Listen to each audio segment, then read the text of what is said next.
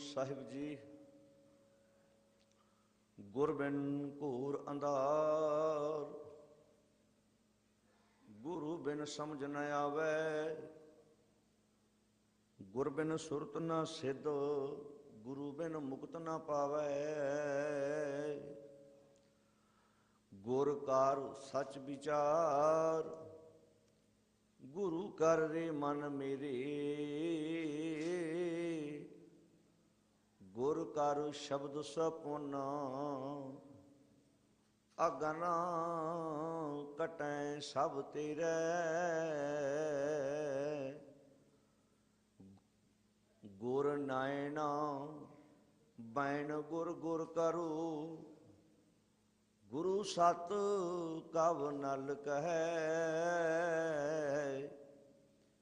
ਜਿਨ ਗੁਰੂ ਨਾ ਦੇਖਿਓ, ਜਿਨ ਗੁਰੂ ਨਾ ਦੇਖਿਓ, ਨਹਿ ਕੀਓ ਤੈ ਅਕਿਆਥ ਸੰਸਾਰ ਮੈਂ। ਭੂਲੇ ਮਾਰਗ ਜਿਨੇ ਬਤਾਇਆ, ਐਸਾ ਗੁਰ ਵਡ ਭਾਗੀ ਪਾਇਆ।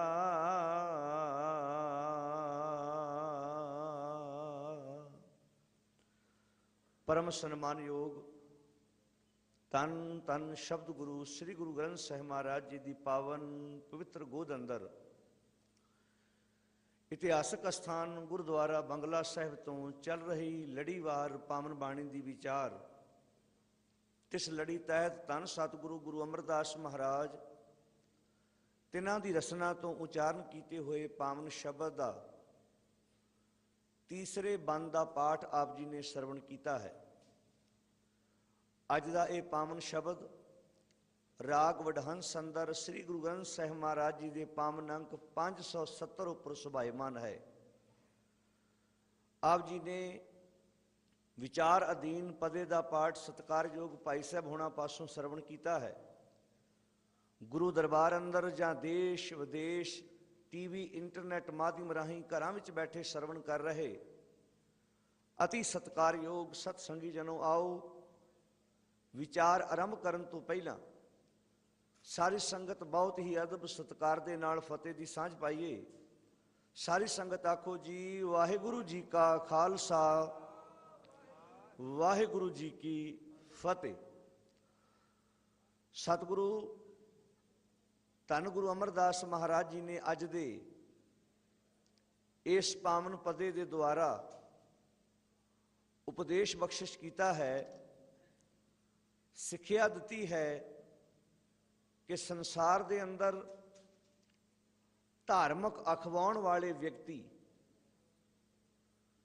ਜਦੋਂ ਸੰਸਾਰ ਦੇ ਅੰਦਰ ਧਰਮ ਦੀ ਗੱਲ ਚੱਲਦੀ ਹੈ ਤੇ ਬਹੁਤ ਵਾਰੀ ਇੰਜ ਵੀ ਹੁੰਦਾ ਹੈ ਕਿ ਮਨੁੱਖ ਧਰਮੀ ਦਿਸਣਾ ਚਾਹੁੰਦਾ ਹੈ ਪਰ ਧਰਮੀ ਬਣਨਾ ਨਹੀਂ ਚਾਹੁੰਦਾ। ਆਮ ਕਰਕੇ ਜਦੋਂ ਅਸੀਂ ਸੰਸਾਰ ਤੇ ਵੇਖਦੇ ਹਾਂ ਧਰਮੀ ਦਿਸਣਾ ਬਹੁਤ ਸੌਖਾ ਹੈ, ਕਿਉਂਕਿ ਉਹਦੇ ਵਾਸਤੇ ਕੁਝ ਚਿੰਨ੍ਹਾਂ ਦੀ ਜ਼ਰੂਰਤ ਹੁੰਦੀ ਹੈ ਤੇ ਮਨੁੱਖ ਆਪਣੇ ਤਨ ਦੇ ਉੱਤੇ ਧਾਰਨ ਕਰ ਲੈਂਦਾ ਹੈ। ਪਰ ਜਦੋਂ ਮਨੁੱਖ ਧਰਮੀ ਬਣਨ ਦੀ ਗੱਲ ਆਏਗੀ ਉਹਦੇ ਵਾਸਤੇ ਚਿੰਨ੍ਹਾਂ ਦੀ ਨਹੀਂ, ਉਹਦੇ ਵਾਸਤੇ ਗੁਣਾਂ ਦੀ ਜ਼ਰੂਰਤ ਹੈ, ਉਹਦੇ ਵਾਸਤੇ ਅਸੂਲਾਂ ਦੀ ਜ਼ਰੂਰਤ ਹੈ, ਸਿੱਖਿਆ ਦੀ ਜ਼ਰੂਰਤ ਹੈ। ਜਦੋਂ ਮਨੁੱਖ ਸਿੱਖਿਆ ਉਪਦੇਸ਼ ਆਪਣੇ ਜੀਵਨ 'ਚ ਗ੍ਰਹਿਣ ਕਰੇਗਾ ਉਹਨੂੰ ਜ਼ਿੰਦਗੀ ਜਿਉਣ ਦਾ ਬਲ ਗੁਰੂ ਦੀ ਮੱਤ ਵਿੱਚੋਂ ਪ੍ਰਾਪਤ ਹੋਏਗਾ। ਸਤਿਗੁਰੂ ਮਹਾਰਾਜ ਜੀ ਨੇ ਅੱਜ ਦੇ ਪਾਵਨ ਸ਼ਬਦ ਦੁਆਰਾ ਉਪਦੇਸ਼ ਬਖਸ਼ਿਸ਼ ਕੀਤਾ ਹੈ। ਪੰਡਤ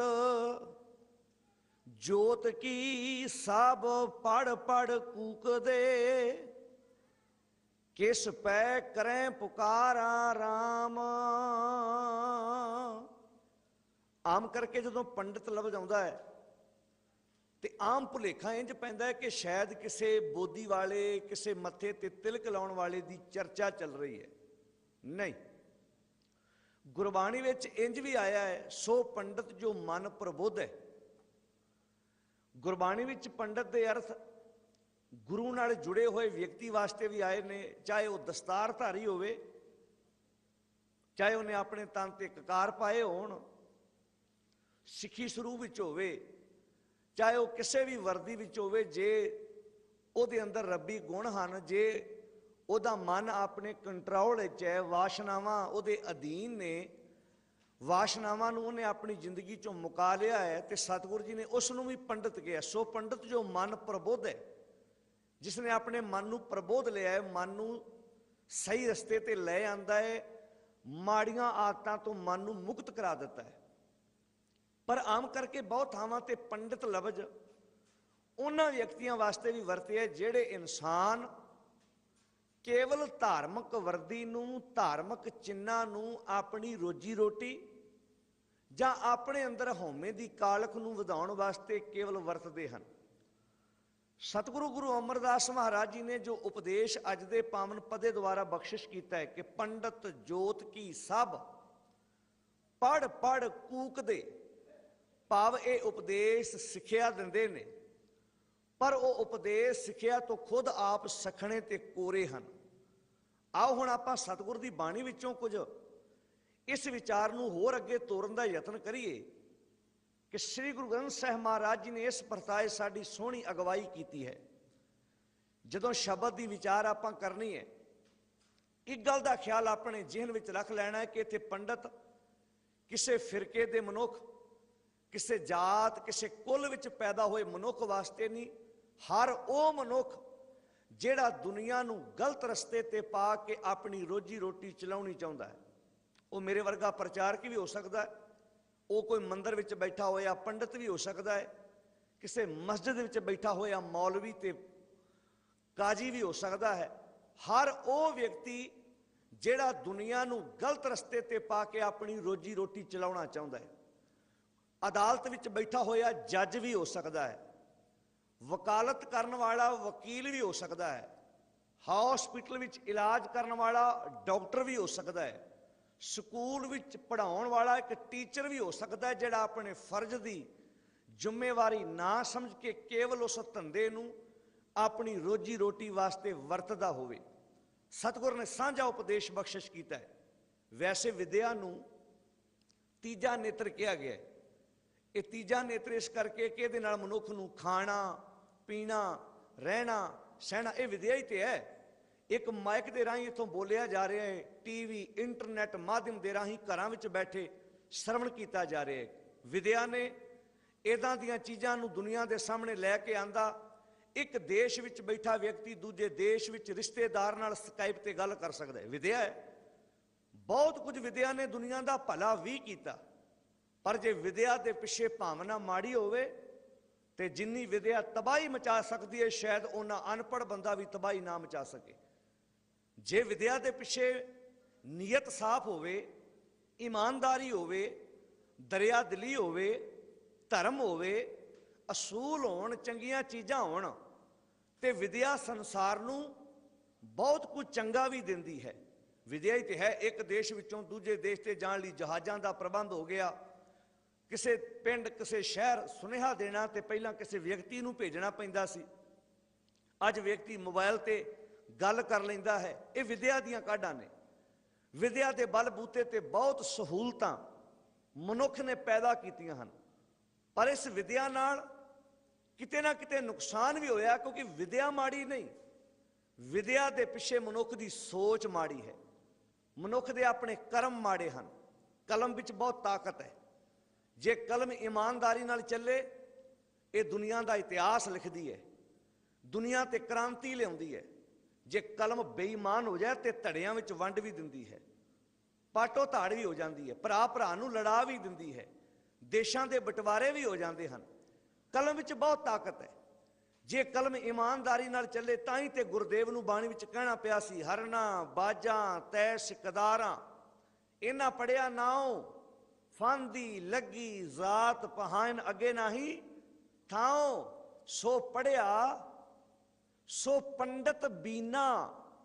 ਕਿੰਨੇ ਪਿਆਰੇ ਲਫ਼ਜ਼ ਕਹੇ, ਸੋ ਪੜਿਆ ਸੋ ਪੰਡਤ ਬੀਨਾ, ਜਿਨੀ ਕਮਾਣਾ ਨਾਉ, ਪਹਿਲੋਂ ਦੇ ਜੜ ਅੰਦਰ ਜੰਮੇ ਤਾਂ ਉੱਪਰ ਹੋਵੇ ਛਾਂ।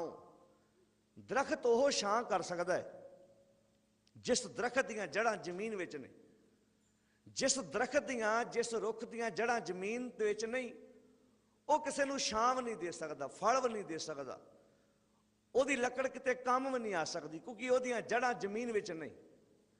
ਇਹ ਦਰਖਤ ਕੀ ਹੈ? ਵਿਦਿਆ। ਜੇ ਇਸ ਵਿਦਿਆ ਦੀਆਂ ਜੜਾਂ ਧਰਮ ਨਾਲ ਜੁੜੀਆਂ ਹੋਈਆਂ ਨੇ, ਸੱਚ ਨਾਲ ਜੁੜੀਆਂ ਹੋਈਆਂ ਨੇ, ਇਹ ਵਿਦਿਆ ਦੁਨੀਆ ਨੂੰ ਛਾਂ ਦੇਵੇਗੀ, ਦੁਨੀਆ ਨੂੰ ਇਹਦੇ ਵਿੱਚੋਂ ਬਹੁਤ ਕੁਝ ਚੰਗਾ ਮਿਲੇਗਾ। ਪਰ ਜੇ ਇਸ ਵਿਦਿਆ ਦੀਆਂ ਜੜਾਂ ਧਰਮ ਤੋਂ ਸਖਣੀਆਂ ਨੇ ਤੇ ਫਿਰ ਸੁੱਕੇ ਦਰਖਤ ਦੀ ਛਾਵੇਂ ਕੋਈ ਨਹੀਂ ਜਾ ਕੇ ਬੈਠਦਾ, ਕਿਉਂਕਿ ਸੁੱਕਾ ਦਰਖਤ ਇਹ ਆਪ ਆਪਣੇ ਆਪ ਨੂੰ ਧੁੱਪ ਤੋਂ ਨਹੀਂ ਬਚਾ ਸਕਦਾ, ਉਹਦੇ ਕੋਲ ਪੱਤੇ ਨਹੀਂ, ਫੁੱਲ ਨਹੀਂ, ਉਹ ਕਿਸੇ ਕੰਮ ਨਹੀਂ ਆ ਸਕਦਾ। ਪਹਿਲੋਂ ਦੇ ਜੜ ਅੰਦਰ ਜੰਮੇ ਤਾਂ ਉੱਪਰ ਹੋਵੇ ਛਾਂ। ਉਹੀ ਦਰਖਤ ਕਿਸੇ ਨੂੰ ਛਾਂ ਦੇਣ ਦੇ ਕਾਬਲ ਹੈ ਜਿਹਦੀਆਂ ਜੜਾਂ ਆਪਣੀਆਂ ਜ਼ਮੀਨ ਵਿੱਚ ਹਨ। ਗੁਰਬਾਣੀ ਵਿੱਚ ਹੁਣ ਆਪਾਂ ਇਸ ਗੱਲ ਦੀ ਵਿਚਾਰ ਕਰਨੀ ਹੈ। ਪੰਡਤ, ਮੌਲਵੀ, ਪਾਂਧੇ, ਜੋਤਸ਼ੀ ਆਦਿਕ ਗੁਰਬਾਣੀ ਵਿੱਚ ਜਦੋਂ ਅਸੀਂ ਇਸ ਗੱਲ ਦੀ ਵਿਆਖਿਆ ਕਰਦੇ ਹਾਂ ਤੇ ਗੁਰਬਾਣੀ ਚੋਂ ਸਾਨੂੰ ਇਸ ਗੱਲ ਦਾ ਪਤਾ ਲੱਗਦਾ ਹੈ ਕਿ ਸਾਰੇ ਇਹ ਲੋਕ ਧਰਮੀ ਅਖਵਾਉਣ ਵਾਲੇ, ਇਹਨਾਂ ਵਿੱਚ ਸਾਡੇ ਵਰਗੇ ਪ੍ਰਚਾਰਕ ਵੀ ਆ ਜਾਂਦੇ ਹਨ। ਸਤਿਗੁਰ ਨੇ ਸਾਰਿਆਂ ਨੂੰ ਇੱਕੇ ਰੱਸੇ ਬੱਧਿਆ ਕਿ ਜੇ ਤੇ ਇਮਾਨਦਾਰੀ ਨਾਲ ਕੰਮ ਕਰਨ, ਇਹ ਦੁਨੀਆ ਨੂੰ ਬਹੁਤ ਸੇਧ ਦੇ ਸਕਦੇ ਹਨ। ਗੁਰਬਾਣੀ ਦਾ ਪਾਵਨ ਬਚਨ ਅਸੀਂ ਪੜ੍ਹਦੇ, ਆਮ ਕਰਕੇ ਸਾਡਾ ਇੱਕ ਰਿਵਾਜ ਬਣ ਗਿਆ, ਖਾਸ ਕਰਕੇ ਇਹ ਰੁਝਾਨ ਹੀ ਬਣ ਗਿਆ। ਅੱਜ ਪੁੱਤਰ ਧੀ ਦਾ ਵਿਆਹ ਕਰਨਾ ਹੋਵੇ, ਪਹਿਲਾਂ ਕੁੰਡਲੀ ਮਿਲਾਈ ਜਾਂਦੀ ਹੈ, ਪਹਿਲਾਂ ਪੱਤਰੀ ਖਲਵਾਈ ਜਾਂਦੀ ਹੈ, ਫਿਰ ਕਿਸੇ ਵਿਸ਼ੇਸ਼ ਵਿਅਕਤੀ ਕੋਲੋਂ ਸ਼ੁਭ ਤੇ ਅਸ਼ੁਭ ਦਿਨ ਬਾਰੇ ਪੁੱਛਿਆ ਜਾਂਦਾ, ਕਿਹੜਾ ਦਿਨ ਚੰਗਾ ਹੈ, ਕਿਹੜਾ ਦਿਨ ਮਾੜਾ ਹੈ, ਕਿਸ ਦਿਨ ਅਸੀਂ ਗੱਡੀ ਲੈਣ ਜਾਈਏ, ਕਿਸ ਦਿਨ ਗੱਡੀ ਲੈਣ ਨਾ ਜਾਈਏ। ਕਦੀ ਬਾਣੀ ਨੂੰ ਪੁੱਛ ਕੇ ਵੇਖੋ, ਕਦੀ ਸਤਿਗੁਰ ਦੇ ਉਪਦੇਸ਼ ਨੂੰ ਪੁੱਛ ਕੇ ਵੇਖੋ।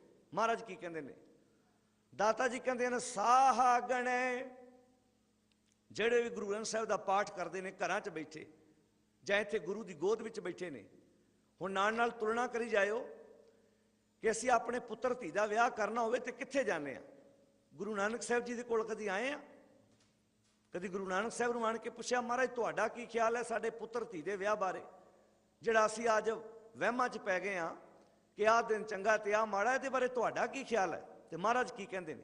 ਇੱਕ ਪੰਡਤ ਨੂੰ ਸੰਬੋਧਨ ਕਰਕੇ, ਇੱਕ ਪੰਡਤ ਨੂੰ ਸਾਹਮਣੇ ਰੱਖ ਕੇ ਸਤਿਗੁਰ ਜੀ ਨੇ ਸਮੁੱਚੀ ਲੁਕਾਈ ਨੂੰ ਉਪਦੇਸ਼ ਬਖਸ਼ਿਸ਼ ਕੀਤਾ ਹੈ। ਮਹਾਰਾਜ ਕਹਿੰਦੇ ਨੇ, ਸਾਹਾ ਗਣੇ ਨਾ ਕਰੇ ਵਿਚਾਰ। ਤੂੰ ਵਿਚਾਰ ਨਹੀਂ ਕਰਦਾ ਪਰ ਸਾਹੇ ਗਿਣਦਾ ਹੈ, ਸਾਹੇ ਗਿਣ ਕੇ ਦੱਸਦਾ ਆਹ ਦਿਨ ਚੰਗਾ ਤੇ ਆਹ ਦਿਨ ਮਾੜਾ ਹੈ। ਸਾਹਾ ਗਣੇ ਨਾ ਕਰੇ ਵਿਚਾਰ, ਸਾਹੇ ਉੱਪਰ ਏਕ ਓੰਕਾਰ। ਜਿਹੜਾ ਏਕ ਓੰਕਾਰ ਪ੍ਰਮਾਤਮਾ ਸੀ, ਕਦੀ ਉਹਦੀ ਵਿਚਾਰ ਕਰਕੇ ਵੀ ਦੱਸਿਆ ਕਰ, ਕਦੀ ਦੁਨੀਆ ਨੂੰ ਇਹ ਵੀ ਕਿਹਾ ਕਰ ਕੋਈ ਦਿਨ ਚੰਗਾ ਨਹੀਂ ਹੁੰਦਾ, ਕੋਈ ਦਿਨ ਮਾੜਾ ਨਹੀਂ ਹੁੰਦਾ। ਬੰਦੇ ਦੇ ਆਪਣੇ ਕਰਮ ਹੀ ਚੰਗੇ ਮਾੜੇ ਨੇ, ਕੰਮ ਹੀ ਚੰਗੇ ਮਾੜੇ ਨੇ। ਚੰਗੇ ਕੰਮ ਕਰਦਾ ਤੇ ਦਿਨ ਚੰਗਾ, ਮਾੜੇ ਕੰਮ ਕਰਦਾ ਤੇ ਦਿਨ ਮਾੜਾ। ਸਮਾਂ ਮਾੜਾ ਨਹੀਂ, ਸਮਾਂ ਸਾਡੇ ਵਾਸਤੇ ਮਾੜਾ, ਸਾਡੇ ਕੰਮਾਂ ਕਰਕੇ ਮਾੜਾ ਹੋਇਆ। ਸਾਹਾ ਗਣੇ ਨਾ ਕਰੇ, ਹੈਗੀ ਤੇ ਵੀ ਵਿਦਿਆ ਹੀ ਹੈ, ਵਿਦਿਆ ਹੀ ਹੈ ਨਾ, 4 ਅੱਖਰ ਪੜ੍ਹਨੇ ਆ ਗਏ, ਪਰ ਦੁਨੀਆ ਦਾ ਭਲਾ ਤਾਂ ਨਹੀਂ ਨਾ ਕੀਤਾ। ਕਦੀ ਜੋਤਸ਼ੀ ਪਾਂਧੇ ਆਪਣੇ ਘਰਾਂ ਵਿੱਚ ਜਿਹੜੇ ਦੁਨੀਆ ਨੂੰ ਵਹਿਮਾਂ 'ਚ ਪਾ ਕੇ ਆਪਣੀ ਰੋਜੀ ਰੋਟੀ ਚਲਾਉਣਾ ਚਾਹੁੰਦੇ ਨੇ, ਕਦੀ ਤੁਲਨਾ ਕਰਕੇ ਵੇਖਣ ਕਿੰਨਿਆਂ ਭਰਾਵਾਂ ਨੂੰ ਅਸੀਂ ਲੜਾਇਆ ਹੈ, ਕਿੰਨਿਆਂ ਘਰਾਂ 'ਚ ਲੜਾਈ ਪਵਾਈ ਹੈ, ਕਿੰਨਿਆਂ ਨੂੰ ਅਸੀਂ ਅੱਡ ਕੀ ਕਰਾਇਆ ਹੈ, ਸਿਰਫ ਇਹ ਵਹਿਮ ਪਾ ਕੇ ਵੀ ਤੁਹਾਡੇ ਤੇ ਕਿਸੇ ਨੇ ਕੁਝ ਕੀਤਾ ਹੈ। ਸਾਹਾ ਗਣੇ ਨਾ ਕਰੇ ਵਿਚਾਰ, ਸਾਹੇ ਉੱਪਰ ਏਕ ਓੰਕਾਰ। ਜਿਸ ਗੁਰ ਮਿਲੈ ਸੋਈ ਬਿਦ ਜਾਣੈ। ਜਿਹਨੂੰ ਗੁਰੂ ਮਿਲ ਪੈਂਦਾ ਹੈ, ਗੁਰਮੁਖ ਹੋਏ ਸੋ ਹੁਕਮ ਪਛਾਣੈ। ਜਦੋਂ ਗੁਰੂ ਮਿਲਦਾ ਫਿਰ ਹੁਕਮ ਦੀ ਪਛਾਣ ਕਰਦਾ ਹੈ। ਝੂਠ ਨਾ ਬੋਲ ਪਾਂਡੇ ਸੱਚ ਕਹੀਏ, ਹਉਮੈ ਜਾਏ ਸ਼ਬਦ ਘਰ ਲਹੀਏ। ਹਉਮੈ ਜਾਏ ਸ਼ਬਦ ਦੇ ਦੱਦੇ ਨੂੰ ਸਿਹਾਰੀਏ, ਜਿਹਦਾ ਅਰਥ ਹੈ ਜਦੋਂ ਤੇਰੇ ਜੀਵਨ ਚੋਂ ਹਉਮੈ ਨਿਕਲ ਗਈ, ਸ਼ਬਦ ਦੁਆਰਾ ਤੈਨੂੰ ਆਪਣਾ ਘਰ ਮਿਲ ਜਾਊ। ਤੂੰ ਅੱਜ ਆਪਣੇ ਘਰ ਵਿੱਚ ਰਹਿੰਦਾ ਨਹੀਂ, ਤੂੰ ਤੇ ਹੋਰ ਹੀ ਕਿਸੇ ਦੇ ਘਰ ਵਿੱਚ ਰਹਿਣਾ। ਬੰਦਾ ਆਪਣੇ ਸਰੀਰ ਰੂਪੀ ਘਰ ਵਿੱਚ ਨਹੀਂ ਰਹਿ ਰਿਹਾ, ਬਾਹਰ ਭਟਕ ਰਿਹਾ। ਹਉਮੈ ਜਾਏ शब्द घर लईए रहाओ, गण गण जोतक,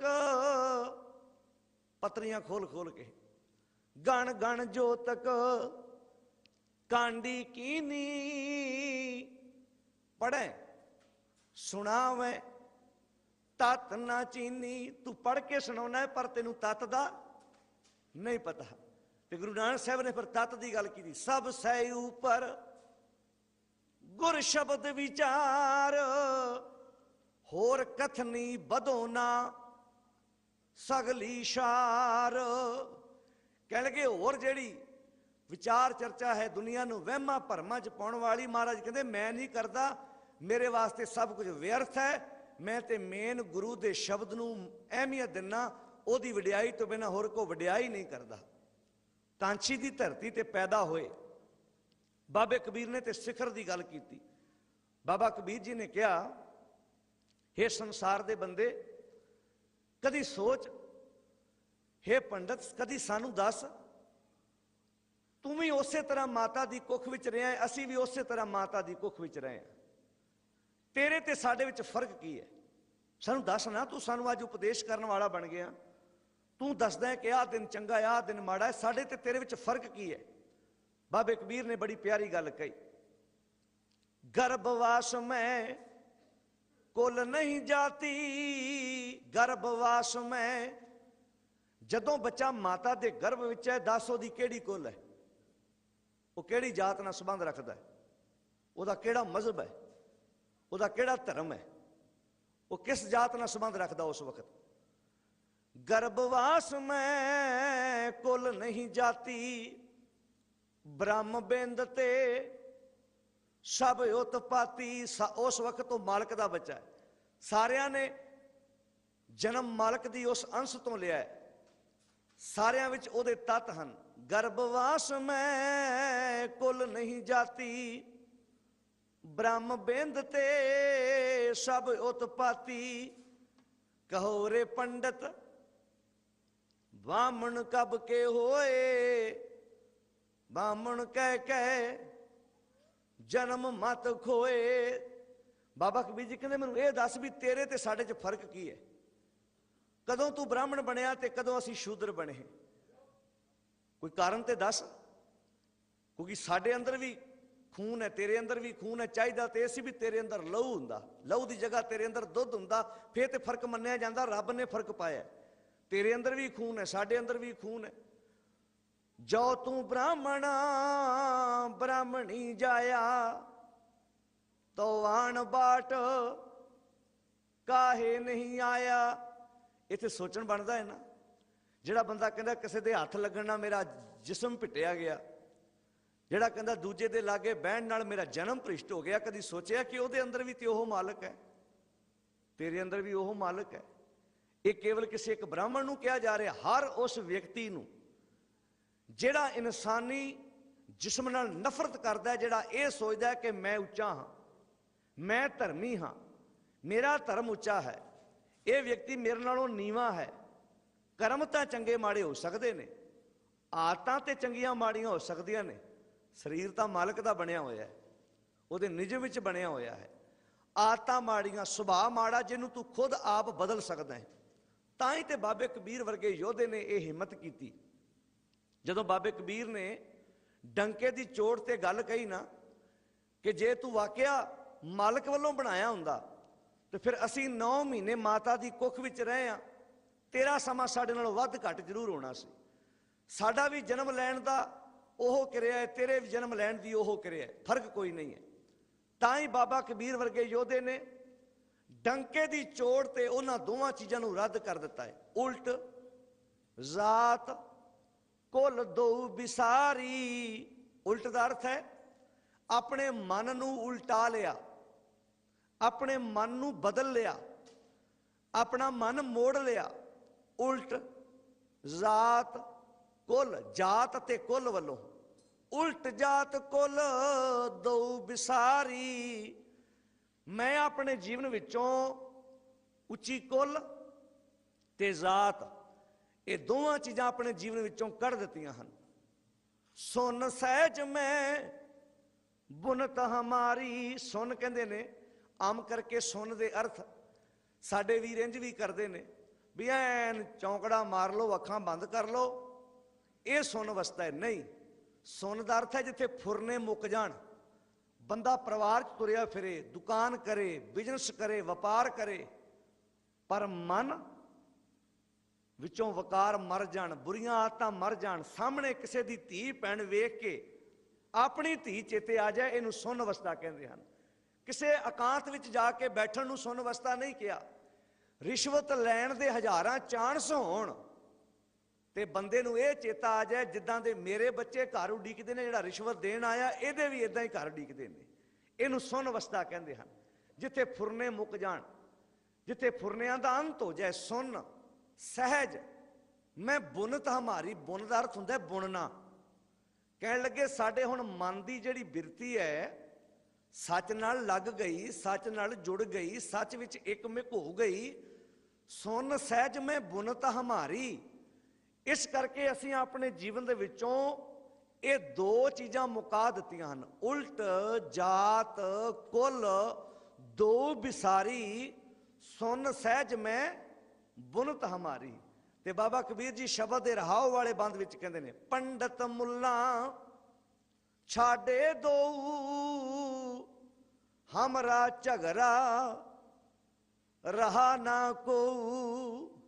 कांछी दी धरती ते बैठे बाबा कबीर जी वर्गे सुजोधे ने हिम्मत की, कहने लगे मैं पंडित ते मुल्ला दोवें छड़ दिते ना, ते मैं पंडित दे आखे ला के कोई कर्म कांड करदा, मथे ते तिलक नहीं लाउंदा, हाथ विच माला नहीं रखदा, कोई फुल नहीं तोड़दा, सारे कर्म कांड त्याग दिते। हुण मैं मुल्लां दे आखे ला के कोई उन्हां दी शरह दा पाबंद नहीं है, ये दोवें चीज़ां तो मुक्त हो गए हाँ। पंडित मुल्ला छाड़े दो। पर अज बाबा कबीर दे ज्ञान अगे सिर झुकाउण वाले ना पंडित छड़ सके ते ना मुल्ला छड़ सके। दोवां दियां रस्मां किते ना किते, कोई कहंदा फलानी जगह मौलवी उहदा इलम बड़ा ताकतवर है, उथों काला इलम मिलता है, रिद्धियां सिद्धियां पूरियां हो जांदियां हन। बाबे कबीर ने पंडित भी छड़ दिता ते मुल्ला भी छड़ दिता। अज सिख बड़े मान ना कहंदा फलानी जगह एक इदां दा मौलवी है, फलानी जगह इदां दा एक मुसलमान है, वो काला इलम करके दिंदा है, फिर हर काम विच तरक्कियां ही हुंदियां ने, वाधे ही हुंदे ने, गुरु को जाण दी जरूरत ही नहीं पैंदी। बहुत वारी गुरु अगे मत्था टेक लिया, ये बाबा कबीर जी दे ज्ञान अगे सिर झुकाउण वाला मनुख कह रहा है। कितना औखा होएगा बाबे कबीर वर्गे सजोधे दी रसना तो गल निकलनी कि पंडित मुल्ला छाड़े दो हमरा झगड़ा रहा ना को, साडे ही हुण लड़ाई, मैं हुण इन्हां चीज़ां दा पाबंद नहीं हाँ, इन्हां तो मुक्त हो गया हाँ। श्री गुरु ग्रंथ साहिब नूं सिर झुकाउण वाले पिंडां शहरां अपने अपने इलाकिਆਂ ਵਿੱਚ बैठे एक बार जरूर सोचण कि असी वाकया पंडित छड़ दिता है, कि वाकया असी मौलवी तो मुक्त हो गए हाँ। अज वो पंडित का काम मेरे वर्गा प्रचार करना शुरू कर दिता है। तागे तवीत जंतर मंत्र हर एक चीज़ साडे जिहन दे विच आउणी शुरू हो गई है। उहदा कारण यह है कि असी इन्हां चीज़ां तो अजे मुक्त नहीं हो सके। विद्या है इहदे विच ये गल नहीं कि गुरबाणी सानू कहंदी है भी तू ये काम छड्ड। गुरबाणी जिहड़ा ये वहमां च पाउण वाला व्यक्ति उहनूं भी कह रही है तू वहमां च ना पा, तेरे को विद्या है, इहदे नाल दुनिया नूं सही रस्ता दिखा, सही मार्ग ते लैके आ। कई वारी इंज भुलेखा पैंदा है जदों पूजा दे धान की गल आउंदी है ना, ते आम साडे समाज की यह सोच है कि पूजा का धान है जिहड़ा गोलक विच पैंदा है, जिहड़ा उसनूं वरतदा ये पूजा का धान है। नहीं, इत्थे गल मैं क्लीयर कर देवां, जे एक पुलिस ऑफिसर ईमानदारी नाल ड्यूटी नहीं कर रहा, वो भी पूजा का धान खा रहा, क्योंकि उसकी जेब जिहड़ी तनख्वाह हर महीने पैंदी है वो पब्लिक दे राही आउंदी है, वो बिजली के बिलों राही आउंदी है। जे एक फौज का वड्डा ऑफिसर ईमानदारी नाल नौकरी नहीं कर रहा, अपनी ड्यूटी विच कुताही करता है, फर्ज की पहचान नहीं करता, तो ओदी भी कमाई पूजा का धान है। चाहे डॉक्टर है चाहे एडवोकेट, मैं गल क्लीयर कर देवां भागां वाले, जदों असीं इस गल नूं पढ़दे हां, हर मनुख विद्या पढ़ के अगे वधना चाहुंदा है। एक डॉक्टर है उहदे कोल विद्या आई, एक एडवोकेट है उहदे कोल विद्या आई। कदी सोचना मेरा आम वकील वीरां नाल एडवोकेट वीरां नाल कई वारी विचार हुंदा, मैं महसूस करदा कदी इन्हां गल्लां नूं अपने दिल ते ला के वेखो। अज एक केस आउंदा किसी वकील दे कोल कि फलानी लड़की नूं दाज दे कारण सहुरिਆਂ ने अग ला के साड़ दिता है। केस लड़िया एक वकील ने, एडवोकेट ने, लड़के वालों, लड़के दे परिवार वालों। किस वास्ते? कि इन्हां नूं सज़ा ना होवे। जिस सस ने अग लाई, जिस पति ने अग लाई, जिस सहुरे ने तशद्दद किया, इस परिवार नूं मैं मुक्त करवाउणा है। उहदे वास्ते लड़के परिवार वालियां फीस दित्ती है, मोटी फीस दित्ती है। हुण एडवोकेट नूं सारा पता है कि लड़का परिवार जिहड़ा है वह गुनाहगार है, लड़की वाले बेगुनाह ने, पर मोटी फीस लैके लड़के वालियां दे हक चों केस लड़दा है। मुड़ के मोटी फीस लैंदा है, गुरुद्वारे आण के पाठ भी करदा है, कीर्तन भी सुनदा है, बाणी भी पढ़दा है। महाराज कहंदे भलिया जिथे धर्म निभाउण दा तेरा फर्ज बनदा सी उत्थे कुताही कर रहा, पाठ करके खुश किहनूं कर रहा है। तेरा फर्ज बनदा सी उस वेले कमाई भावें घट हो जांदी, उत्थे ईमानदारी दे नाल जदों केस लड़ना सी दोवां चीज़ां नूं वाचदा कि लड़की वालियां दा कसूर नहीं, लड़के वालियां दा कसूर है। कईयां परिवारां च लड़की वालियां वल्लों लड़के वालियां ते वाधा कीता जांदा है। जिथे भी केस लड़ना है उत्थे ईमानदारी दे नाल इह सोचिया जावे कसूरवार कौन है। पर साडे समाज दे अंदर इसे चीज़ नूं ते गुरबाणी ने आख्या है कि पहलों दे जाड़े अंदर जम्मे तां उपर होवे छाओ। गुरदेव पिता महाराज कहण लगे जे तू एडवोकेट है, केस लड़न लगे इन्ना जरूर सोच कि जिस दे विरुद्ध मैं मुकदमा लड़ रहा हूं तो बेगुनाह है। मैनू पता है, मैं कई ऐसे वकील वीर भी वेखे जिन्होंने यह पता होंदा है कि लड़की वाले बिल्कुल बेगुनाह ने, लड़के वालियां च कसूर है। पता की करने ने, आप कहणगे तुसी फलानी दुकान तो एक फ्रिज की पर्ची बना लियाओ कि साडे कोलों दाज मंगिया सी। ये वकील रस्ते दसदे ने, एक कुंतरबाजियां दसियां, फिर वह व्यक्ति पाठ करके पूजा करके बाणी पढ़ के किस नूं खुश करेगा। महाराज कह लगे भलिया तेरे कोल विद्या है, तेरे कोल बहुत ताकत है इस विद्या दी, इस विद्या नाल तू समाज ते बहुत परोपकार कर सकदा है, भला कर सकदा है। जदों तू समाज दे विच तेरी विद्या दे नाल पता नहीं किन्नियां दे घर टुटदे ने, किन्नियां दे घर तबाह हुंदे हन, किन्नियां दे घर विच रोना पैंदा है तेरी उस विद्या दे कारण। सतगुरु जी ने इत्थे हर उस मनुख की गल कीती जिहड़ा मनुख ईमानदारी नाल अपनी ड्यूटी नहीं निभाउंदा। आम करके साडी सोच अंदर ये गल फैल गई जिहड़ा गोलक विच पैसा डिगदा है केवल इहो पूजा दा तान है। पूजा दा तान उदों बनदा है जदों मनुख अपनी ड्यूटी ईमानदारी नाल ना करे। जे एक पुलिस अफसर, डॉक्टर, हर एक व्यक्ति अपनी ड्यूटी विच, अपनी नौकरी विच ईमानदारी नहीं वरतदा, हर वो व्यक्ति चाहे वह सरकार कोलों सरकारी तनख्वाह लै रहा, वह पूजा का तान खा रहे। ग्रंथी, प्रचारक, टाडी, कवीशर, जे असी ईमानदारी नाल अपनी नहीं नौकरी करते साडे वास्ते पूजा का तान है, तो जे ये नौकरी ईमानदारी नाल है तो गोलक विच पिया होया पैसा भी ये राही तनख्वाहां स्टाफ नूं दित्तियां जांदियां ने, ये पूजा का तान नहीं है। कदी सोचना एक सरकारी डॉक्टर तनख्वाह लैंदा है, एक सरकारी वकील तनख्वाह लैंदा है, जे वो अपनी ड्यूटी ईमानदारी नाल करदा है उहदे वास्ते पूजा का तान नहीं, क्योंकि उन्हें काम करके पैसे लेने। हाँ, जे वेला बह के पैसे लवे उहदे वास्ते वो सरकारी पैसा भी पूजा का तान बन जाता है। पर साडी सोच विच ये गल्लां पा दित्तियां गईयां, क्योंकि जिन्ने भी सरकारी अदारियां विच तनख्वाहां मिलदियां ने, वो तनख्वाहां कित्थों आउंदियां ने? पब्लिक विचों। वो बिजली के बिलों के राही आउंदियां ने, वो तनख्वाहां कित्थों आउंदियां ने? बस के किराया राही आउंदियां ने, रेलों के किराया राही आउंदियां ने। एक एक, दो दो, चार चार, 10-10 रुपये इकट्ठे होंदे ने, वो सरकारी अफसरां नूं, मुलाजमां नूं तनख्वाहां मिलदियां ने। ते जे वो तनख्वाहां लैण वाले व्यक्ति अपनी ड्यूटी ईमानदारी नाल नहीं करते, उन्हां वास्ते सरकारी पैसा भी पूजा का धान बन जाता है। बस ये सोचण की लोड़ है। सतगुर ने इत्थे गल समुची मानवता के उन्हां मनुखां दी कीती है जिहड़े इंसान समाज के हकों की राखी करन दी बजाए अपने आप नूं अगे रखते हैं।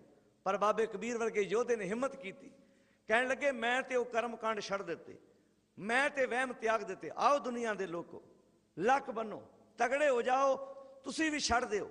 बाबा कबीर जी कहते जे मेरा सर गया तो तुहाडा भी सर जाएगा। बाबा कबीर जी कहते ने पंडित मुल्ला छाड़े दो, मैं दोवें छड़ दिते ने, हमरा झगड़ा रहा ना को।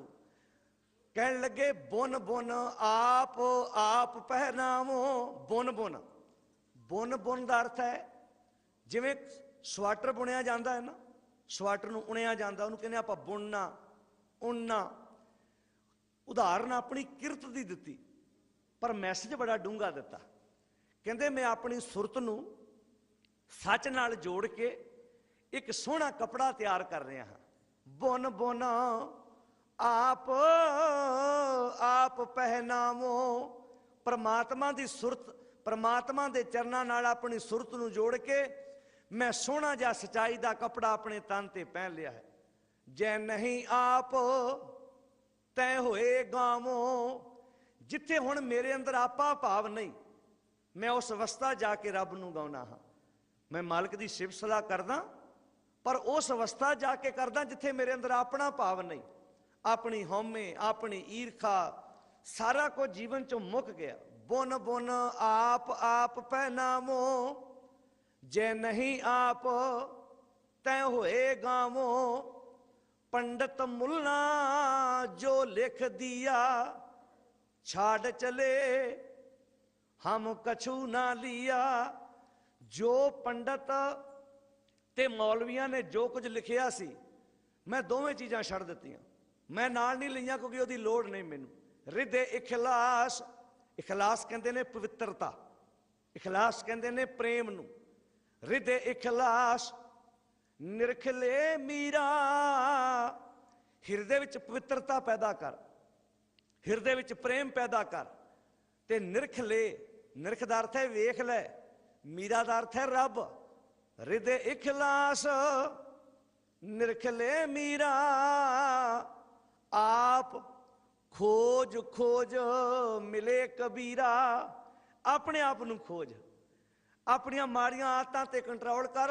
वाहगुरू परमेश्वर बाहर नहीं, बाहर दी सरा, बाहर दी पाबंदी, बाहरले कीते कर्म कांडां दे बल बूते ते तेनों मालक दी प्राप्ति नहीं होनी।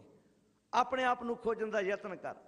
भाई साहब भाई गुरदास जी ने पहली वार दी 21 नंबर पौड़ी अंदर ये पंडित ते मौलवियां दी सांझी लड़ाई नूं अपने लफ्जां द्वारा बड़े सुंदर तरीके नाल बयान कीता है। चार वर्ण चार मजहबां जग विच हिंदू मुसलमाने।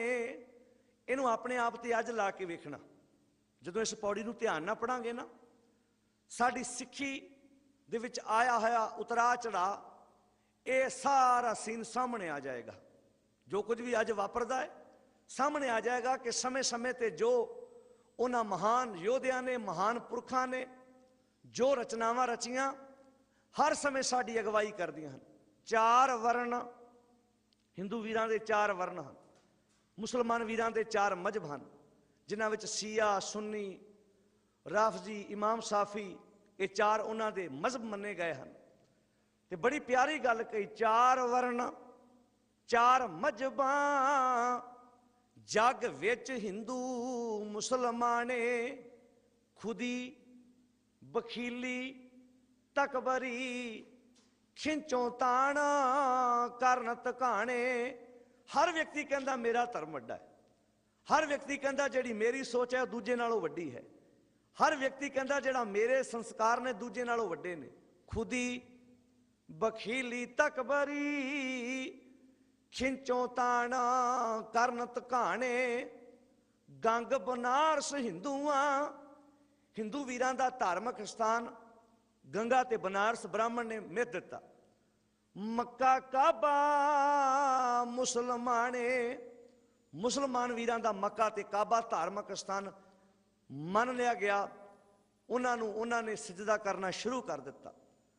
सुन्नत मुसलमान दी, मुसलमान वीरां विच सुन्नत मनी गई कि जिन्नी देर तक सुन्नत नहीं करता उन्नी देर तक शरह विच प्रवान नहीं, उन्होंने अल्लाह प्रवान नहीं करनगे, हजरत साहब प्रवान नहीं करनगे। सुन्नत मुसलमान दी तिलक जंजू हिंदू लुभाने। हिंदू वीरां विच तिलक ते जंजू नूं प्रधानता दिती गई। भाई गुरदास जी ने कितनी प्यारी गल कही, कह लगे राम रहीम कहाएं दे एक ने कहा साडा राम है, एक ने कहा साडा रहीम है। पर भाई गुरदास जी कहते भले असल विच वो है एक ही है। राम रहीम कहांदे एक नाम दोए राह भुलाने। हैगा एक सी, तुसां उहदे दो ना रख ले। गलती तुहाडी है, रब दी गलती नहीं। ये उस अल्लाह वाहगुरू परमे, उन्होंने अल्लाह कह लो, उन्होंने वाहगुरू कह लो, उन्होंने गॉड कह लो, उन्होंने राम कह लो, उन्होंने केशव कह लो, उन्होंने बीठला कह लो, कुछ भी कह लो, ये ना तुसां रखे ने, वो तो एक है। कह लगे राम रहीम कहांदे एक नाम दोए राह भुलाने। वेद कतेब भुलाए कै मोहे लालच दुनी सताने। ये जिन्ने भी फिरके ने, जिन्नियां भी वंडियां पाइयां, तुहाडे अपने लालच ने पाइयां, तुहाडे अपने लालच ने वंडियां पातियां। ते भाई गुरदास वर्गे योधे नूं ये गल लिखनी पई, सच किनारे रह गया, सच किनारे रह गया, खै मरदे बामण मोलाने। कहते सच बन्ने रह गया, ब्राह्मण ते मुलाने आपस में लड़ लड़ मरदे ने। कहता मेरा वड्डा धर्म है, दूजा कहता मेरा धर्म वड्डा है। वो कहता तिलक ते जंजू पाउण तो बिना मुक्ति नहीं होनी, वो कहता मक्के जाण तो बिना मुक्ति नहीं होनी। पर भाई गुरदास जी कहते प्यारिओ दोवां विचों सच्चाई अलोप होगी। सच किनारे रह गया, खै मरदे बामण मौलाने। हुण थोड़ा जिहा दरिया दिली ना सोचना, ये गल साडे ते अज लागू नहीं हुंदी। गुरु ग्रंथ साहिब का सिद्धांत साडे चों अलोप हो गया। कोई कहता एनू मूँह करके पाठ करना है। इत्थे कोई हिंदू वीर ते मुसलमान वीर गुस्सा ना करे, असीं अपनी गल कर रहे हैं। असीं भाई गुरदास जी की पहली वार की 21ਵੀਂ पौड़ी पढ़ के मैं अपनी चर्चा कर रहा कि साडे चों भी गुरु ग्रंथ साहिब का सिद्धांत अलोप हो गया। कोई कहता इधर नूं मूँह करके, कोई कहता संपट ला के पाठ करो। सिख रहत मर्यादा अकाल तख्त वालों जो पंथ प्रवान सिख रहत मर्यादा है, कभी उन्होंने लैके पढ़ो। दो पाठ ने, एक सधारण पाठ सहज पाठ ते एक अखंड पाठ। इस तो इलावा तीजा पाठ नहीं, पर किन्ने बना दिते। कोई संपट ला के पढ़ रहे, संपट पाठ भी वखरे वखरे। जे ते पुत्र की प्राप्ति वास्ते कराउणा उहदे वास्ते संपट होर लगू, जे मुकदमा जताउण लई उहदे वास्ते संपट होर लगू, जे दुकान नहीं चलती उहदे वास्ते संपट होर लगू, जे तुहाडे घर च लड़ाई कलेश है उहदे वास्ते संपट होर लगू। कदी पुछया, कदी हिम्मत कीती, कदी अपने अंदर ताकत लिया के पुछो भी सिख रहत मर्यादा के मुताबिक दो ही पाठ ने, एक सधारण पाठ एक अखंड पाठ, ये दो ही पाठ ने। पर सच किनारे रह गया, खै मरदे बामण मुलाने। सच साडे चों भी अलोप हो गया। कोई कहता एनू मूँह करके पाठ करना है, कोई कहता खलो के करना है, कोई कहता आ इस तरह ला के करना है। भागां वालिओ साडे विचों भी गुरु ग्रंथ साहिब का सिद्धांत हौली हौली अलोप होना शुरू हो गया। कोई कहता फलाने रंग का गातरा पाउणा है, कोई कहता मत्थे ते खंडा लाउणा है, कोई कहता कड़े का सहज होर होवे।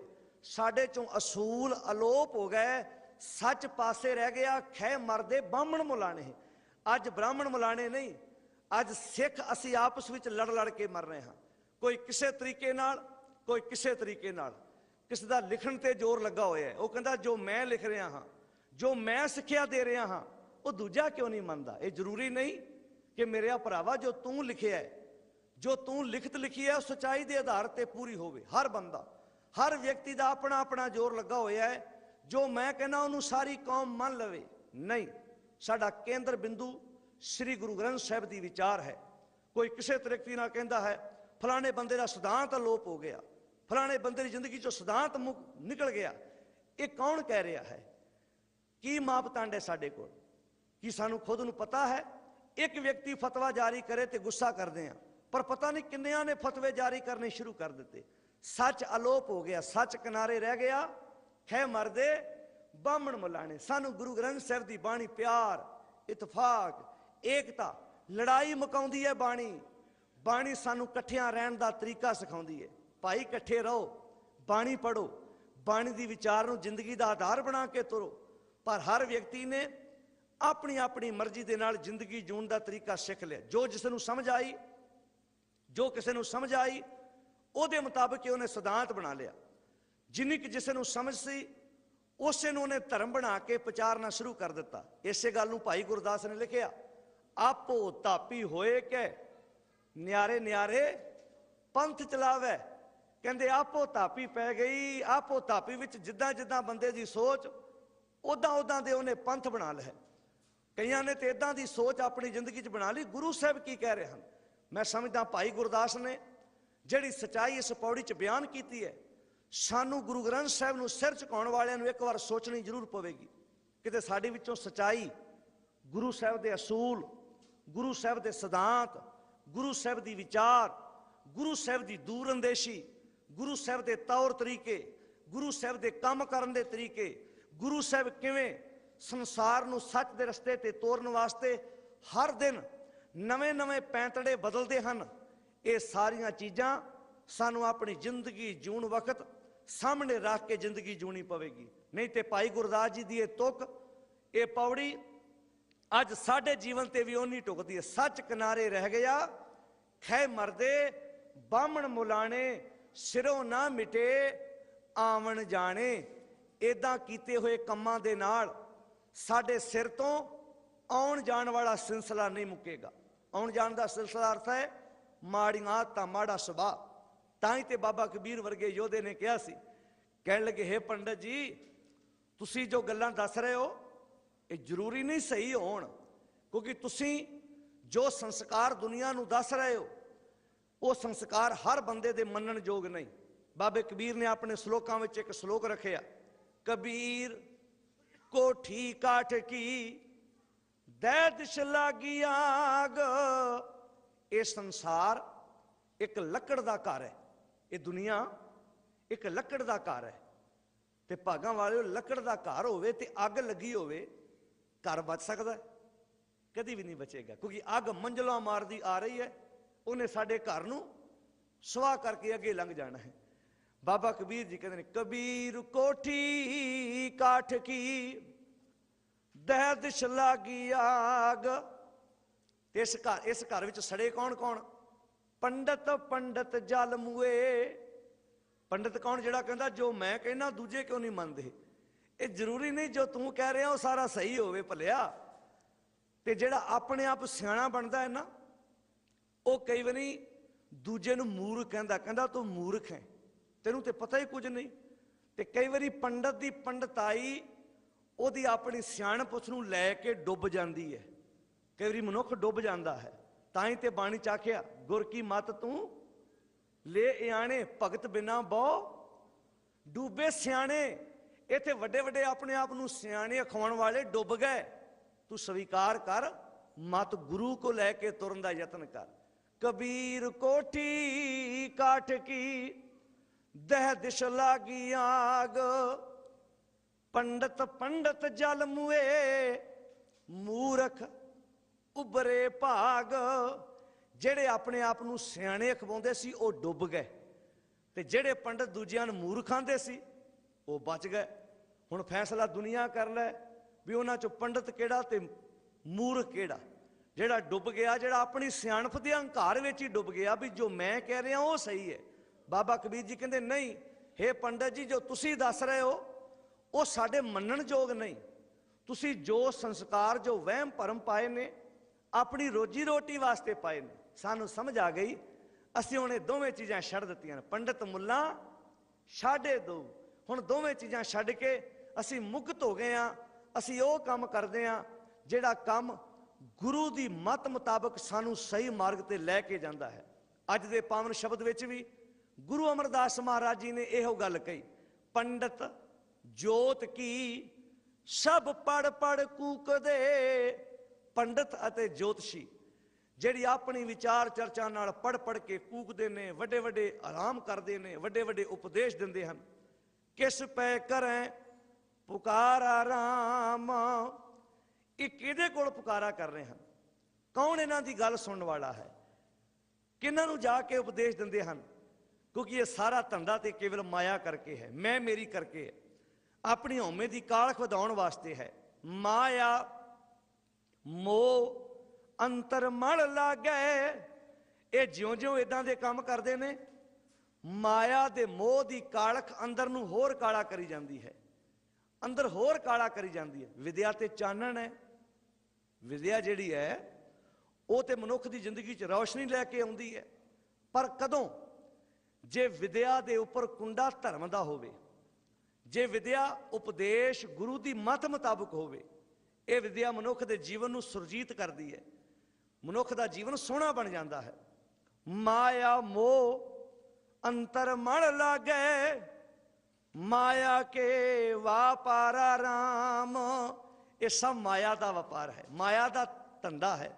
ਮੈਂ ਮੇਰੀ, ਕਿਉਂਕਿ ਕੱਲ ਦੇ ਸ਼ਬਦ ਵਿੱਚ ਵੀ ਆਪਾਂ ਇਹ ਜ਼ਿਕਰ ਕੀਤਾ ਸੀ ਕਿ ਹਉਮੈ ਮਾਇਆ ਮੈਲ ਹੈ। ਵੀ ਜਿਹੜੀ ਮੈਲ ਹੈ ਉਹ ਜਨਮ ਤੋਂ ਨਹੀਂ ਆਈ, ਜਨਮ ਲੈਂਦਿਆਂ ਸਾਰ ਨਹੀਂ ਆਈ, ਸਾਡੇ ਕੰਮਾਂ ਵਿੱਚੋਂ ਪੈਦਾ ਹੋਈ ਹੈ। ਜਿੱਦਾਂ ਜਿੱਦਾਂ ਦੇ ਸਾਡੇ ਸੰਸਕਾਰ ਨੇ, ਉਦਾਂ ਉਦਾਂ ਮੈਲ ਸਾਡੇ ਜੀਵਨ ਵਿੱਚ ਵੱਧਦੀ ਜਾਂਦੀ ਹੈ। ਮਾਇਆ ਕੇ ਵਪਾਰਾ ਜਗਤ ਪਿਆਰਾ, ਆਵਣ ਜਾਣ ਦੁੱਖ ਪਾਈ। ਜਗਤ ਨੂੰ ਮੈਂ ਮੇਰੀ ਦਾ ਵਪਾਰ ਚੰਗਾ ਲੱਗਦਾ ਹੈ।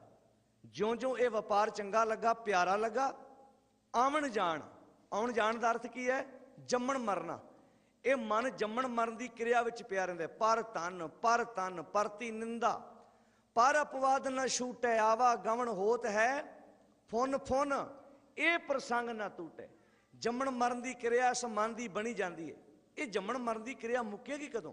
ਸਤਿਗੁਰ ਕੈ ਜਨਮੈ ਗਵਨ ਮਿਟਾਇਆ। ਜਦੋਂ ਗੁਰੂ ਦੇ ਘਰ ਵਿੱਚ ਗੁਰੂ ਦੇ ਉਪਦੇਸ਼ ਦੁਆਰਾ ਸ਼ਬਦ ਮਰੋ, ਫਿਰ ਜੀਵੋ ਸਦ ਹੀ, ਤਾਂ ਫਿਰ ਮਰਨ ਨਾ ਹੋਈ। ਜਦੋਂ ਗੁਰੂ ਦੀ ਸਿੱਖਿਆ ਦੇ ਮੁਤਾਬਕ ਆਪਣੇ ਅੰਦਰੋਂ ਮਾੜੀਆਂ ਆਦਤਾਂ ਨੂੰ ਮਾਰਨ ਦੀ ਜਾਚ ਆ ਗਈ, ਸਿੱਖਿਆ ਆ ਗਈ, ਉਪਦੇਸ਼ ਆ ਗਿਆ, ਜੀਵਨ 'ਚ ਵਸ ਗਿਆ, ਫਿਰ ਸਦਾ ਜੀਵਨ ਪ੍ਰਾਪਤ ਹੋਏਗਾ। ਸ਼ਬਦ ਮਰੋ ਫਿਰ ਜੀਵਨ ਸਦ ਹੀ, ਤਾਂ ਫਿਰ ਮਰਨ ਨਾ ਹੋਈ। ਜਦੋਂ ਸ਼ਬਦ ਦੁਆਰਾ ਆਪਣੀਆਂ ਮਾੜੀਆਂ ਆਦਤਾਂ ਮਾਰਨੀਆਂ ਆ ਗਈਆਂ, ਮਨੁੱਖ ਨੂੰ ਸਦਾ ਵਾਸਤੇ ਅਮਰ ਪ੍ਰਾਪਤ ਹੋ ਜਾਏਗਾ, ਉਹ ਅਮਰ ਅਵਸਥਾ ਪ੍ਰਾਪਤ ਹੋ ਜਾਏਗੀ। ਮਨੁੱਖ ਮਨ ਕਰਕੇ ਜੰਮਣ ਮਰਨ ਤੋਂ ਮੁਕਤ ਹੋ ਜਾਏਗਾ। ਕਹਿਣ ਲੱਗੇ ਮਾਇਆ ਕੇ ਵਪਾਰਾ ਜਗਤ ਪਿਆਰਾ, ਆਵਣ ਜਾਣ ਦੁੱਖ ਪਾਈ। ਬਿਖ ਕਾ ਕੀੜਾ, ਬਿਖ ਦਾ ਅਰਥ ਹੈ ਜ਼ਹਿਰ। ਇਹ ਜ਼ਹਿਰ ਦਾ ਕੀੜਾ ਹੈ। ਇਹ ਜ਼ਹਿਰ ਨਾਲ ਤੇ ਲੈ ਕੇ ਨਹੀਂ ਸੀ ਆਇਆ। ਆਮ ਕਰਕੇ ਤੁਸੀਂ ਵੇਖਿਆ ਜਦੋਂ ਕਿਸਾਨ ਆਪਣੀਆਂ ਫਸਲਾਂ ਨੂੰ ਛਿੜਕਾਓ ਕਰਦਾ, ਆਮ ਘਰਾਂ ਵਿੱਚ ਵੀ ਤੁਸੀਂ ਵੇਖੋ, ਚੂਹੇ ਮਾਰਨੇ ਹੋਣ ਜਾਂ ਕੋਈ ਕਾਕਰੋਚ ਮਾਰਨੇ ਹੋਣ, ਕੁਝ ਐਸੀਆਂ ਦਵਾਈਆਂ ਹੁੰਦੀਆਂ ਨੇ ਜਿਹੜੀਆਂ ਬੱਚਿਆਂ ਦੀ ਪਹੁੰਚ ਤੋਂ ਪਰੇ ਰੱਖੀਆਂ ਜਾਂਦੀਆਂ ਨੇ। ਆਮ ਕਰਕੇ ਤੁਸੀਂ ਵੇਖਿਆ ਜਦੋਂ ਸਪਰੇਅ ਕਰਨੀ ਹੋਵੇ ਨਾ ਕਿਸਾਨ ਨੇ, ਤਾਂ ਜਦੋਂ ਬਾਜ਼ਾਰ 'ਚੋਂ ਦਵਾਈ ਖਰੀਦ ਕੇ ਲਿਆਉਂਦਾ, ਉਹਦੇ 'ਤੇ ਲਿਖਿਆ ਹੁੰਦਾ ਬੱਚਿਆਂ ਦੀ ਪਹੁੰਚ ਤੋਂ ਪਰੇ ਰੱਖੋ, ਕਿਉਂਕਿ ਜ਼ਹਿਰ ਹੈ, ਨਸ਼ੀਲੀ ਵਸਤੂ ਹੈ। ਇਹ ਬੱਚਾ ਹੱਥ ਲਾਏਗਾ, ਹੋ ਸਕਦਾ ਪ੍ਰਾਣ ਜਾਂਦੇ ਰਹਿਣ।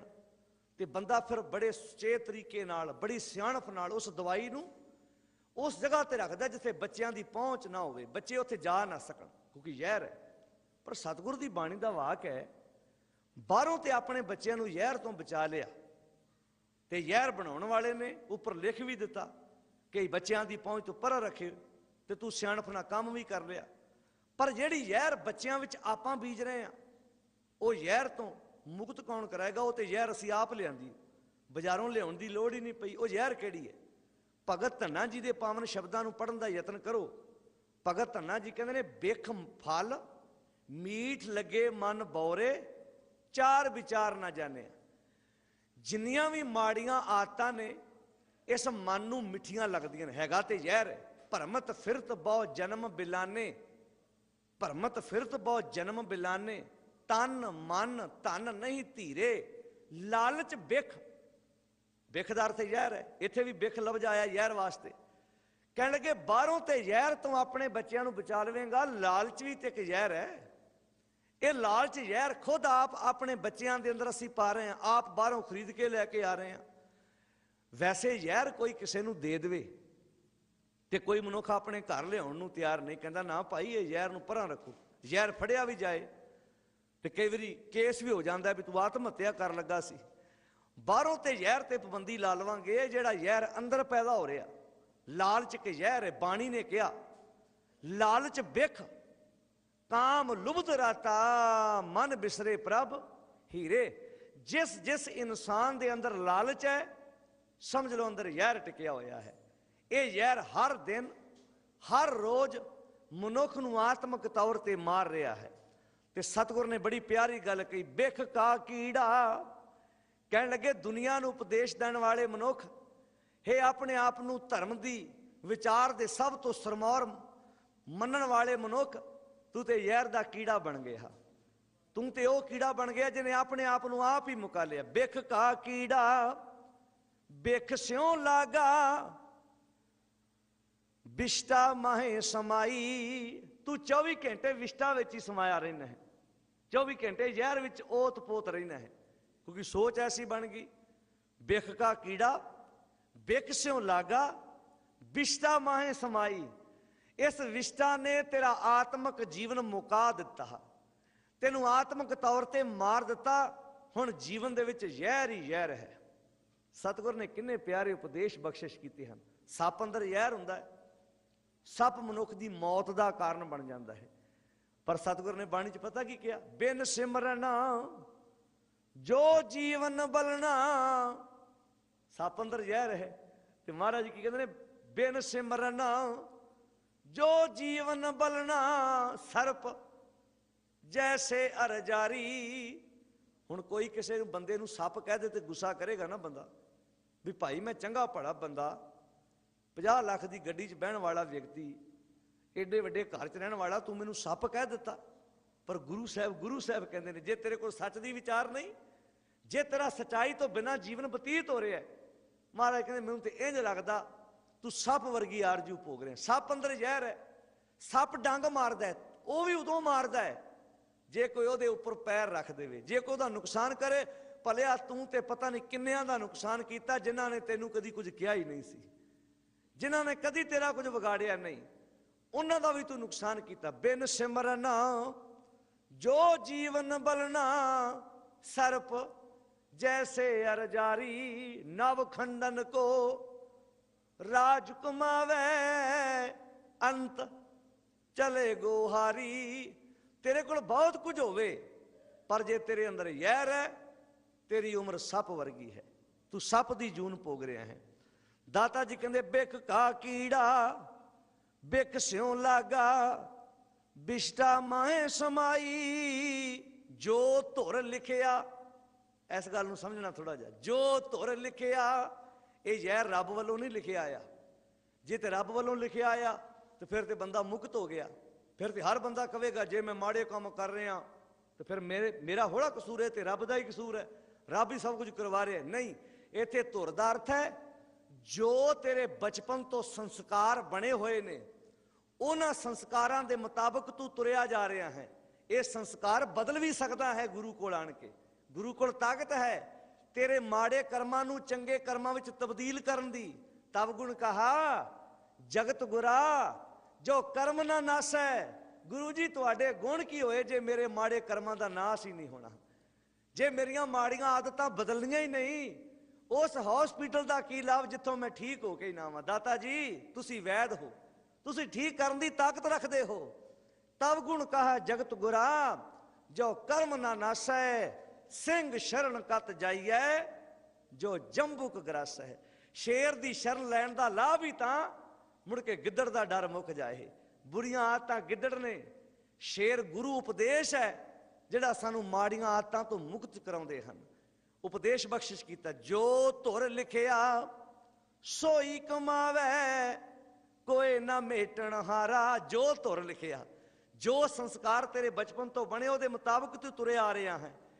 ਤੇਰੇ ਆਪਣੇ ਕੀਤੇ ਹੋਏ ਕਰਮਾਂ ਨਾਲ, ਬਾਹਰਲੇ ਕੀਤੇ ਕਰਮ ਕਾਂਡਾਂ ਦੇ ਨਾਲ ਇਹ ਤੇਰੇ ਸੁਭਾਅ ਵਿੱਚ ਤਬਦੀਲੀ ਨਹੀਂ ਹੋਣੀ। ਕੋਈ ਨਾ ਮੇਟਣ ਹਾਰਾ, ਤੇਰਾ ਆਪਣਾ ਕੀਤਾ ਹੋਇਆ ਕਰਮ ਕਾਂਡ ਕਹਿਣ ਲੱਗੇ ਇਹਨਾਂ ਸੰਸਕਾਰਾਂ ਨੂੰ ਬਦਲ ਨਹੀਂ ਸਕਦਾ। ਨਾਨਕ ਨਾਮ ਰਤੇ ਤਿਨ ਸਦਾ ਸੁਖ ਪਾਇਆ। ਹੈ ਨਾਨਕ, ਜਿਹੜੇ ਜਿਹੜੇ ਨਾਮ ਨਾਲ ਰਤੇ ਗਏ, ਜਿਹੜੇ ਜਿਹੜੇ ਵਾਹਿਗੁਰੂ ਪਰਮੇਸ਼ਰ ਦੇ ਗੁਣਾਂ ਵਿੱਚ ਇੱਕਮਿਕ ਹੋ ਗਏ, ਉਹਨਾਂ ਸਦੀਵੀ ਸੁਖ ਦੀ ਪ੍ਰਾਪਤੀ ਕੀਤੀ। ਹੋਰ ਮੂਰਖ ਕੂਕ ਮੁਏ ਗਾਵਾਰਾ, ਜਿਹੜੇ ਬਾਕੀ ਸਨ ਗੁਰੂ ਉਪਦੇਸ਼ ਤੋਂ ਵਾਂਝੇ ਰਹੇ, ਗੁਰੂ ਦੀ ਸਿੱਖਿਆ ਤੋਂ ਵਾਂਝੇ ਰਹੇ, ਕਹਿਣ ਲੱਗੇ ਉਹ ਕੂਕ ਕੇਵਲ ਮੂਰਖਾਂ ਦੀ ਤਰ੍ਹਾਂ ਕੂਕ ਕੂਕ ਕੇ ਆਪਣੀ ਜ਼ਿੰਦਗੀ ਬਰਬਾਦ ਕਰ ਗਏ। ਪਰ ਜਿਨ੍ਹਾਂ ਨੇ ਸੱਚ ਨਾਲ ਆਪਣੇ ਆਪ ਨੂੰ ਜੋੜ ਲਿਆ, ਉਹਨਾਂ ਨੇ ਆਪਣੀ ਜ਼ਿੰਦਗੀ ਨੂੰ ਸਫਲ ਬਣਾ ਲਿਆ। ਕਿਹਨਾਂ ਨੇ? ਜਿਹੜੇ ਗੁਰੂ ਦੇ ਕੋਲ ਆਏ, ਆਪਣੇ ਆਪ ਨੂੰ, ਆਪਣੀ ਸੋਚ ਨੂੰ ਗੁਰੂ ਦੇ ਅੱਗੇ ਆਣ ਕੇ ਸਮਰਪਿਤ ਕਰ ਦਿੱਤਾ। ਵੱਡਿਆਂ ਭਾਗਾਂ ਵਾਲੇ ਹਾਂ, ਗੁਰੂ ਦੀ ਗੋਦ ਵਿੱਚ ਬੈਠ ਕੇ ਗੁਰੂ ਦੀ ਵਿਚਾਰ ਸਰਵਣ ਕਰਨ ਦਾ ਮੌਕਾ ਪ੍ਰਾਪਤ ਹੋਇਆ ਹੈ। ਗੁਰੂ ਜੀ ਬਖਸ਼ਿਸ਼ ਕਰਨ, ਸ਼ਬਦ ਵਿਚਾਰ ਸਾਡੀ ਜ਼ਿੰਦਗੀ ਦਾ ਆਧਾਰ ਬਣ ਜਾਏ। ਹੋਈਆਂ ਭੁੱਲਾਂ ਦਾਸ ਦੀਆਂ ਸਮਝ ਕੇ ਖਿਮਾ ਕਰਨੀਆਂ, ਉਪਦੇਸ਼ ਗੁਰੂ ਦਾ ਜਾਣ ਕੇ ਹਿਰਦੇ ਵਿੱਚ ਵਸਾ ਲੈਣਾ। ਗੱਜ ਕੇ ਬੁਲਾਓ ਫਤਿਹ ਆਖੋ ਜੀ। ਵਾਹਿਗੁਰੂ ਜੀ ਕਾ ਖਾਲਸਾ, ਵਾਹਿਗੁਰੂ ਜੀ ਕੀ ਫਤਿਹ।